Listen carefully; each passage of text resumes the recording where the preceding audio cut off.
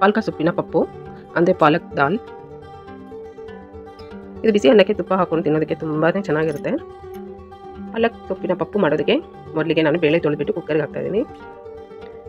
ಆಮೇಲೆ ಸ್ವಲ್ಪ ಅರಿಶಿನ, ಟೊಮೆಟೊ, ಹಸಿಮೆಣಸಿನ್ಕಾಯಿ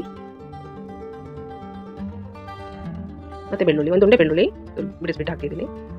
ಬೇಳೆ ಬೇಯಷ್ಟು ನೀರು ಹಾಕಿ 2 ವಿಷಲ್ ಕೊಟ್ಟರೆ ಸಾಕು, ಚೆನ್ನಾಗಿ ಮೆತ್ತಗೆ ಬೇಯುತ್ತೆ. ನೋಡಿ 2 ವಿಷಲ್ ಆದಮೇಲೆ ಚೆನ್ನಾಗಿ ಬೆಂದಿದೆ.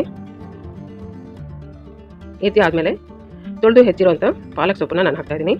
ಸೊಪ್ಪು ಜಾಸ್ತಿ ಹಾಕೊಳ್ಳಿ, ಚೆನ್ನಾಗಾಗುತ್ತೆ. ಚಿಕ್ಕ ಕಟ್ಟಾದರೆ ನಾನು 4 ಕಟ್ಟು ಪಾಲಕ್ ಸೊಪ್ಪು ಹಾಕ್ತಾಯಿದ್ದೀನಿ. ದೊಡ್ಡ ಕಟ್ಟಾದರೆ 1 ಕಟ್ ಹಾಕಿ.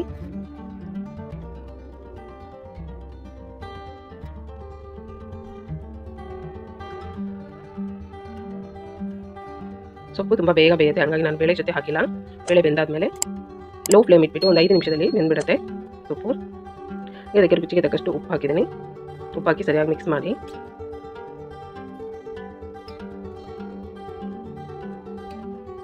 ಇದಕ್ಕೆ ಮುಚ್ಚಳ ಮುಚ್ಚಿಬಿಟ್ಟು ಒಂದು 5 ನಿಮಿಷ ಲೋ ಫ್ಲೇಮಲ್ಲಿ ಬೇಯ್ದುಬಿಡಿ.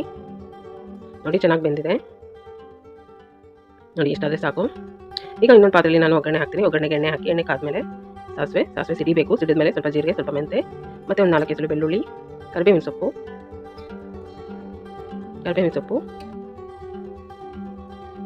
ಸಣ್ಣ ಹೆಚ್ಚಿರುವಂಥ ಒಂದು ಚಿಕ್ಕ ಈರುಳ್ಳಿ.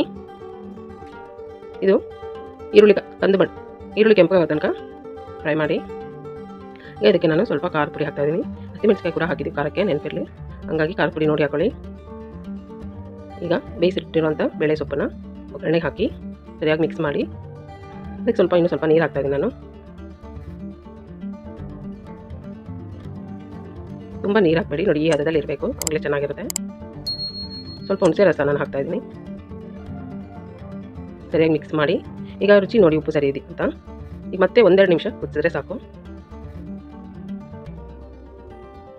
ಈಗ ಆಗಿದೆ. ಮೇಲೆ ಕೊತ್ತಂಬರಿ ಸೊಪ್ಪು ಹಾಕಿ ಮಿಕ್ಸ್ ಮಾಡಿದರೆ ಸೂಪರಾಗಿ ರುಚಿಯಾಗಿರುವಂಥ ಪಾಲಕ್ ಸೊಪ್ಪಿನ ಪಪ್ಪು ರೆಡಿ ಆಯಿತು. ಬಿಸಿ ಅನ್ನಕ್ಕೆ ತುಪ್ಪ ಹಾಕೊಂಡು ತಿನ್ನೋದಕ್ಕೆ ಸೂಪರಾಗಿರುತ್ತೆ, ಮತ್ತು ಚಪಾತಿ ಕೂಡ ತುಂಬ ಚೆನ್ನಾಗಿರುತ್ತೆ. ನನ್ನ ವಿಡಿಯೋ ಇಷ್ಟ ಲೈಕ್ ಮಾಡಿ, ಶೇರ್ ಮಾಡಿ.